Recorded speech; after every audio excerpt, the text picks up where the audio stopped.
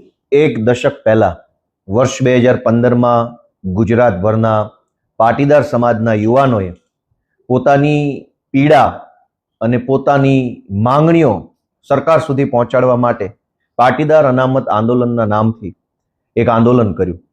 સમાજના મારા સહિત લાખો કરોડો યુવાનોની એવી માંગણી હતી કે પાટીદાર સમાજના પાછળ રહી ગયેલા આર્થિક રીતે અને ગ્રામ્ય વિસ્તારોમાં રહેતા યુવાનો યુવતીઓને શિક્ષણ અને રોજગારની તકોમાં અન્યાય થઈ રહ્યો છે અને માટે પાટીદાર સમાજને અનામત આપવા બાબતે કંઈક વિચારવું જોઈએ. આવી માંગણી સાથે પાટીદાર અનામત આંદોલનની શરૂઆત થઈ. હજારો યુવાનો સ્વયંભૂ આ આંદોલનમાં જોડાયા અને શાંતિપૂર્ણ રીતે મહિનાઓ સુધી રેલીઓ, સભા, સરઘસ આ બધું નીકળ્યું. કોઈ પણ જાતની હિંસા નહીં, કોઈ પણ જાતનો ઉશ્કેરાટ નહીં, માત્ર પોતાની વ્યાજબી વાત વ્યાજબી રીતે શાંતિપૂર્ણ રીતે સરકાર સુધી પહોંચાડવામાં આવતી હતી. અને જીએમડીસી ગ્રાઉન્ડ ઉપર એક વિશાળ જનસભાનું આયોજન કરવામાં આવ્યું હતું અને આ સભાની અંદર શાંતિપૂર્ણ રીતે કરોડો લોકો પાટીદાર સમાજના જોડાયા અને આ શાંતિપૂર્ણ સભા પૂરી પણ થઈ.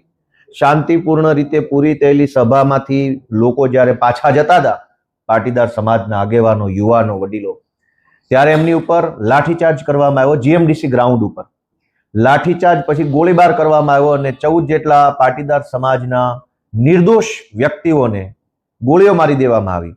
ગુજરાતના ઇતિહાસની સૌથી કલંકિત ઘટના આ પાટીદાર આંદોલન દરમિયાન ગોળીઓ મારી એ ઘટના બની છે. સરકાર ઉઠીને ગોળીઓ કેવી રીતે મારી શકે? આ કોઈ અંગ્રેજો નથી, આ કોઈ ભારત પાકિસ્તાનનું યુદ્ધ નથી. આ આપણા જ દેશના, આપણા જ રાજ્યના, આપણા જ પોતાના યુવાનો છે, જે યુવાનો ક્યારેક ભાજપ માટે ચૂંટણીઓમાં કામ કરતા હતા, ભાજપનો પ્રચાર કરતા હતા, બૂથમાં બેસતા હતા. એવા જ લોકો ઉપર ભાજપની સરકારે ગોળીઓ ચલાવી, જાણે કે બે દેશ વચ્ચે યુદ્ધ થઈ ગયું હોય. એ વખતના નેતા, હાલના ભાજપના ધારાસભ્ય હાર્દિક પટેલ સહિત હાલના ભાજપમાં જોડાયેલા બધા જ આંદોલનકારીઓએ એક સ્વરે એવું કહેતા હતા કે જનરલ ડાયરના ઈશારે આ ગોળીબાર કરવામાં આવ્યો છે. મુખ્યમંત્રી આનંદીબેન હતા, નીતિનભાઈ હતા અને સમાજ એવું માનતો હતો કે કદાચ સમાજના નાતે મુખ્યમંત્રી કે નાયબ મુખ્યમંત્રી આવું કામ ન કરે, કંઈ પણ ઘટના બને, પણ સમાજના દીકરા દીકરીઓ ઉપર ગોળી ચલાવવાનું કામ નીતિનભાઈ કે આનંદીબેન કરે નહીં, આવું માન્યતા એ વખતે હતી. અને આજે 10 વર્ષ પછી નીતિનભાઈ પટેલે એ વાતનો ખુલાસો કર્યો છે. નીતિનભાઈ અમારા સમાજના પીઢ આગેવાન છે, અમારા સમાજના નેતા છે, એમણે અમારા સમાજને ખૂબ નેતૃત્વ પૂરું પાડ્યું છે. પહેલા તો હું એમનો આભાર માનીશ કે કંઈ વાંધો નહીં, મોડા તો મોડા, પણ સત્ય કબૂલ્યું અને સત્ય સમાજની સામે મૂક્યું, એ બદલ નીતિનભાઈ સાહેબને હું આભાર માનીશ. કે સત્ય તો સત્ય છે, 10 વર્ષ વહેલા કે 10 વર્ષ મોડા લોકો સમક્ષ આવ્યું કે આ ગોળીઓ મારવાનો આદેશ દિલ્હીના જનરલ ડાયરે કરેલો. હાર્દિક પટેલ એ વખતે ખૂબ કહેતા હતા અને તમામ આંદોલનકારીઓ કહેતા હતા કે જનરલ ડાયરના ઈશારે આ ગોળીઓ મારવામાં આવી. આ જનરલ ડાયર કોણ? 10 વર્ષે હજુ પાટીદાર સમાજને અને ગુજરાતને આનો જવાબ કેમ નથી મળ્યો? નીતિનભાઈ પટેલ પાસે આજે જવાબ નથી, આનંદીબેન પટેલ પાસે જવાબ નથી કે જનરલ ડાયર કોણ? કયા જનરલ ડાયરે પટેલના દીકરા ઉપર ગોળીઓ ચલાવવાનો આદેશ આપ્યો? હું આજે આખા ગુજરાતના પટેલ સમાજને વિનંતી કરું છું કે આ જનરલ ડાયરને ઓળખો. એ વખતે મુખ્યમંત્રીને ખબર નહીં, નાયબ મુખ્યમંત્રીને ખબર નહીં, ગૃહમંત્રીને કદાચ ખબર નહીં, તો મુખ્યમંત્રીની જાણ બહાર પોલીસ ઇન્સ્પેક્ટર કે એસપી કે આઈજીની હિંમત છે ગોળીઓ ચલાવવાની? તો એનો અર્થ એમ થયો કે પટેલ સમાજના મતના આધારે બનેલી ભાજપની સરકારમાં રહેલા એક જનરલ ડાયરે પટેલો ઉપર ગોળીઓ ચલાવવાનો આદેશ આપ્યો. આ જનરલ ડાયરને સજા કોણ આપશે? આ જનરલ ડાયરને કોણ પકડશે? આ સવાલ આજે પટેલોના મનમાં છે, એક પીડા છે.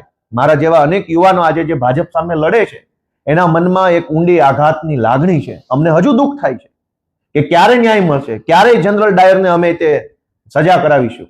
આજે અનેક યુવાનો એ પોતે એક મનની અંદર એક આક્રોશ લઈને ફરે છે. અને જો સમાજની માંગણી વ્યાજબી હતી, સમાજનો મુદ્દો વ્યાજબી હતો, તો સરકારે એ વાત માનવી તો પડી જ. પણ પાટીદાર અનામત આંદોલનનો હાથો બનાવી, ઉપયોગ કરી, એની અંદર ષડયંત્રો કરી કોઈ જનરલ ડાયરે એ વખતની સરકાર ઉથલાવવાનું કામ કર્યું હોય એવું મારું માનવું છે. એટલે જનરલ ડાયરે નિર્દોષ યુવાનોને ગોળીઓ મરાવી, જનરલ ડાયરે પાટીદાર અનામત આંદોલનનો દુરુપયોગ કર્યો અને આ જનરલ ડાયરે આખા ગુજરાતને ડિસ્ટેબિલાઇઝ કરવા માટેનું કામ કર્યું છે. એ ગુજરાતની જનતા હવે જાણી ચૂકી છે. નીતિનભાઈએ કાલે કબૂલ્યું પોતાના ઇન્ટરવ્યુમાં જાહેરમાં કે નીતિનભાઈએ એસપીને ફોન કર્યો તો એસપી એમની વાત માનતા નતા. એસપીની આવી ઓકાત, એસપીની આ હિંમત કે સરકારના નાયબ મુખ્યમંત્રીને પણ ગાંઠે નહીં. એનો અર્થ એમ થયો કે આ સરકાર એ વખતે પણ અને ત્યારથી લઈને આજ સુધી ખાલી કહેવા પૂરતા નામના મોહરાઓ જ છે. જો નાયબ મુખ્યમંત્રી મુખ્યમંત્રીઓને ખબર ન હોય ને ગોળીઓ છૂટતી હોય, જાણે કે યુદ્ધ થઈ ગયું હોય એમ, તોપું ને ટેન્કુ ફૂટતી હોય, તો મુખ્યમંત્રી નાયબ મુખ્યમંત્રી શું કામના? અને હું માનું છું કે 2015માં જ નહીં, આજે ગુજરાતની પરિસ્થિતિ એ છે કે સરકારમાં બેઠેલા માણસો તો ખાલી નામના છે, અસલી સરકાર તો જનરલ ડાયર ચલાવે. આ જનરલ ડાયર આજે પણ ગુજરાતની સરકારમાં હસ્તક્ષેપ કરે છે. ગુજરાતના ટ્રાન્સફર, પોસ્ટિંગ, મોટા મોટા નિર્ણયો, પ્રોજેક્ટની વાતો, બધી બાબતોની અંદર જનરલ ડાયર ઇન્ટરફિયર્સ કરે છે. એટલે આ જનરલ ડાયરને ગુજરાતની સૌ જનતા ઓળખે, પાટીદાર સમાજ ઓળખે અને પાટીદાર અનામત આંદોલન સમિતિ સાથે જોડાયેલા સૌ યુવાનો આ જનરલ ડાયરને ઓળખે એવી હું તો વિનંતી કરું છું. આજે પણ અમારા બધાના મનમાંથી જે યુવાનો પાટીદાર અનામત આંદોલન સાથે જોડાયા હતા એ યુવાનોના મનમાંથી આજે પણ એ વાતનું દુઃખ ઓછું નથી થયું. હું તો ત્યાં સુધી માનું છું કે ભાજપમાં જોડાયેલા લોકોના મનમાં પણ કદાચ જનરલ ડાયરને એક વખત સજા કરાવવાનો સહેજ અંદર મનમાં ખ્યાલ હોઈ શકે. અંતે તો બધા સમાજના માણસો છે, સમાજ માટે લડ્યા છે, કામ કર્યું છે. કોઈ મજબૂરીમાં, કોઈ સંજોગોમાં જનરલ ડાયરના ચરણે થવું પડ્યું, પણ આ જનરલ ડાયર ખૂની, હિંસક માણસ, ગોળીઓ કરાવનારા માણસને સજા અપાવવા માટે અમે બધા હજુ બેઠા છીએ. અમને પૂરો વિશ્વાસ છે કે ઈશ્વર અમને શક્તિ આપશે, અમારો સમાજ અમને એક વખત સાથ આપશે અને જેણે ગોળીઓ મારી છે એ જનરલ ડાયરને જીવતે જીવ એક વખત અમે સજા અપાવવાનું કામ કરશું.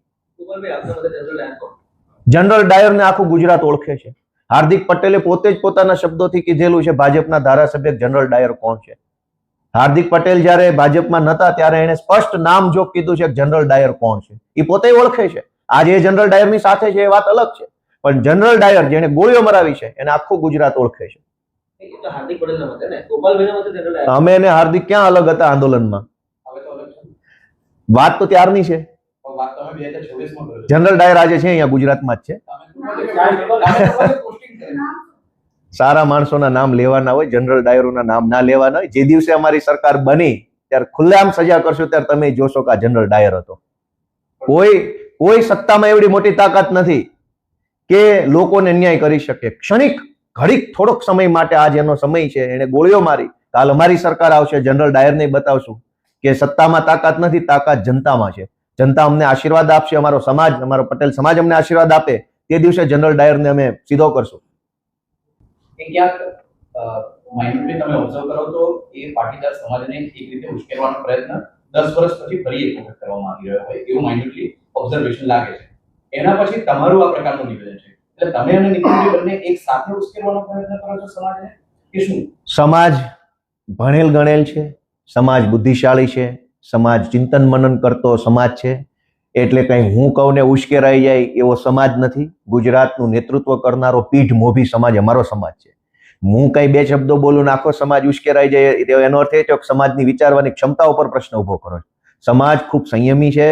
સમાજે ગુજરાત આખાનું વર્ષોથી નેતૃત્વ કર્યું છે. ગુજરાતને ઘડવાનું, ગુજરાતને આગળ લઈ જવાનું, ગુજરાતની એક એક વ્યવસ્થાના પાયામાં પટેલ સમાજનું યોગદાન છે. આવો પીઠ મોભી અને સંયમી સમાજ મારા 4 શબ્દોથી કે નીતિનભાઈના 4 શબ્દોથી ઉશ્કેરાઈ જાય એવું કઈ બને નહીં.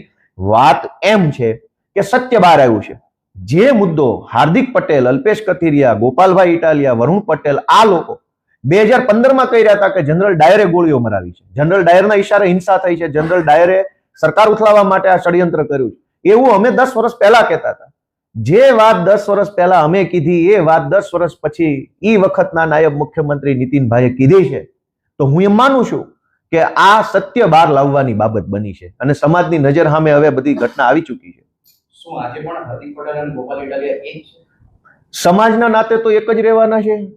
કોઈ પણ માણસ હોય, જ્ઞાતિથી મોટો કોણ છે? સમાજથી મોટું તો કોઈ બનવાનું નથી. ધારાસભ્ય બની જાય કે મંત્રી બને શું ફરક પડે? સમાજના નામે દરેક માણસ સમાજ સાથે રહેતો હોય છે. હું અમારા સમાજ સાથે છું, ગુજરાતના લોકો સાથે છું અને જ્યાં કઈ સમાજનો વિષય હશે ત્યાં અમે બોલશું. અમે કોઈ જનરલ ડાયરથી કઈ ડરી જવા વાળા માણસો નથી. અમે તો લડનારા માણસો છીએ.